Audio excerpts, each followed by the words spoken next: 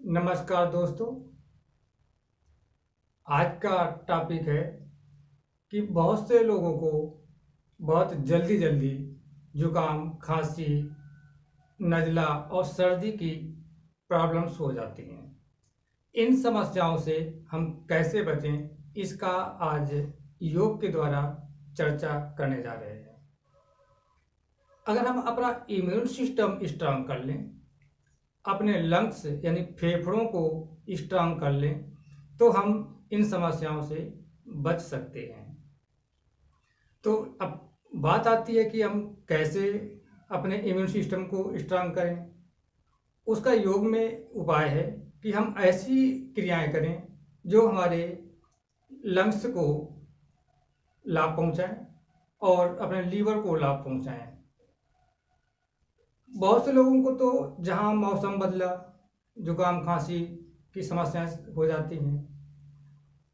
जरा सा समय परिवर्तन हुआ, यहाँ से वहाँ गए, मौसम बदला, पानी बदला, तो भी हमको ये समस्याएं हो जाती हैं।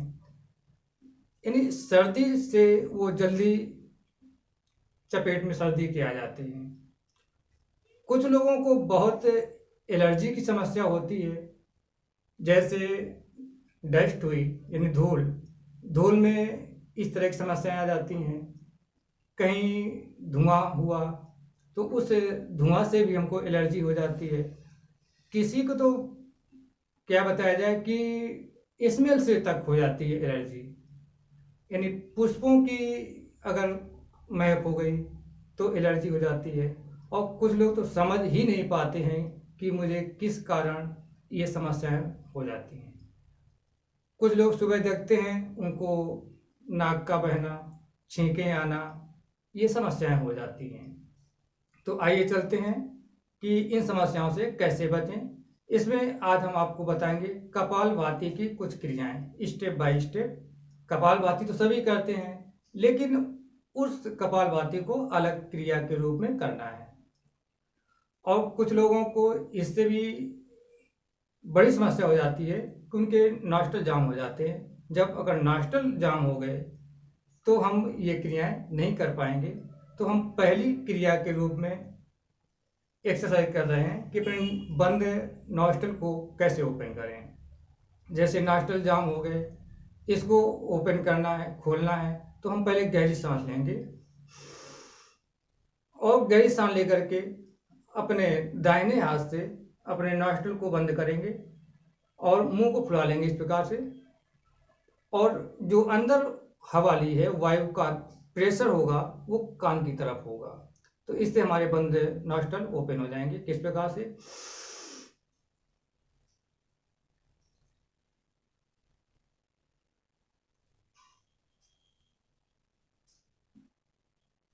यानी सांस को अंदर भर करके हमको अपने गालों को फुलाना है, जिससे हवा का प्रेशर आपको महसूस होगा कि कानों पे आ रहा है।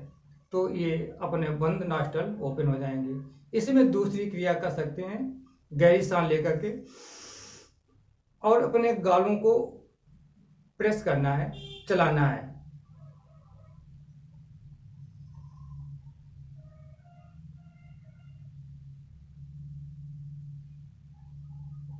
ये क्रियाएं आपको 1 मिनट या 2 मिनट तक करना है, तो आपके बंद नॉस्ट्रल ओपन हो जाएंगे।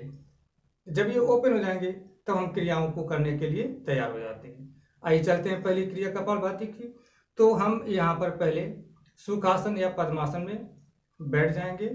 इसके बाद अपनी स्पाइन को सीधा करते हुए वायु मुद्रा बना लेंगे और कपालभाति करना है इस प्रकार से।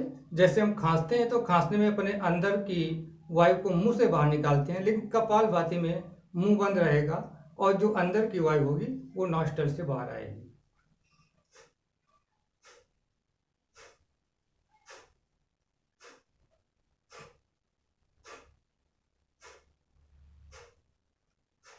यानी जब हम अपने नॉस्ट्रल से अपने अंदर की वायु बाहर निकालेंगे तो पेट अंदर जाएगा इस प्रकार से।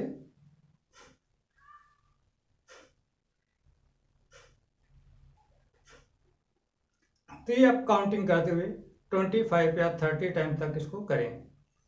या अपना एक समय की अवधि बना लें कि हमको 1 मिनट की क्रिया करनी है।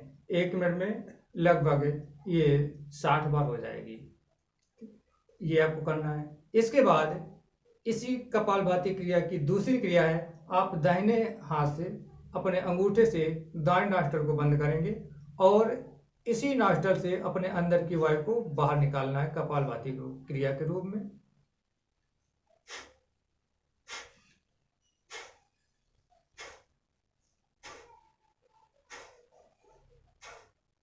यानी आपकी सांस लेने की जो गति होगी वो बहुत सूक्ष्म होगी और अपने अंदर की वायु को बाहर छोड़ने की गति फास्ट होगी। हम कब सांस ले रहे हैं इसकी आपको ध्वनि नहीं सुनाई पड़े, सांस छोड़ने की ध्वनि सुनाई पड़े। अब इसी प्रकार से इसको आपने कर लिया 25 या 30 टाइम्स। आप दाहिना हाथ नीचे रखें, बाएं हाथ से अंगूठे से अपने बाएं नॉस्ट्रिल को लॉक करेंगे और दाहिने नॉस्ट्रिल से अंदर की वायु को बाहर निकालेंगे। कैसे?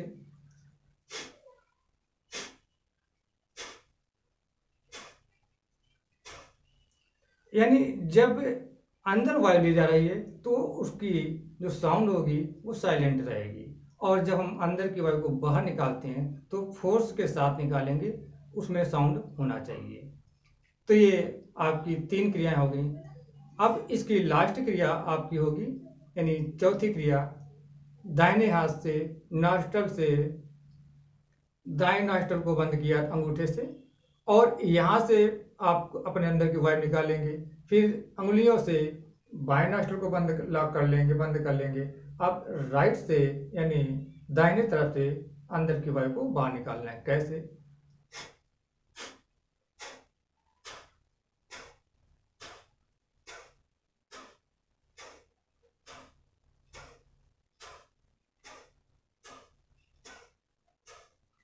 यानी आपकी सांस लेने की साउंड नहीं होनी चाहिए। साउंड किसका होगा? जब हम सांस को बाहर निकालेंगे।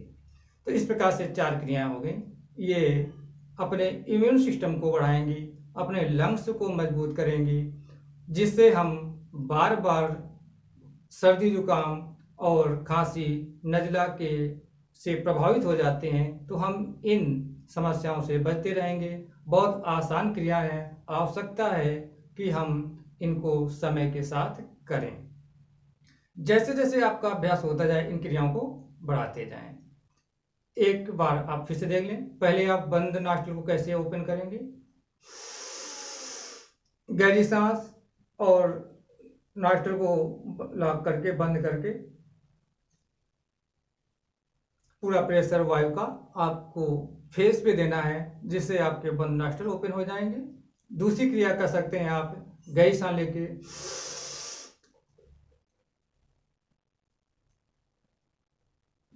अपने गालों को चलाएंगे। इसके बाद कपालभाति की क्रिया करेंगे। दूसरी क्रिया,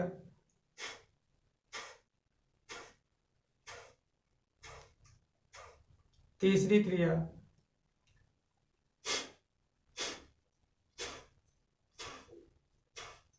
चौथी क्रिया,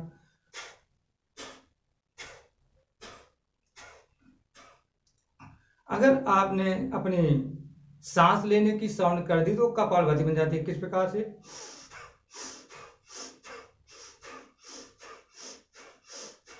तो ये सांस लेने की साउंड नहीं होनी चाहिए।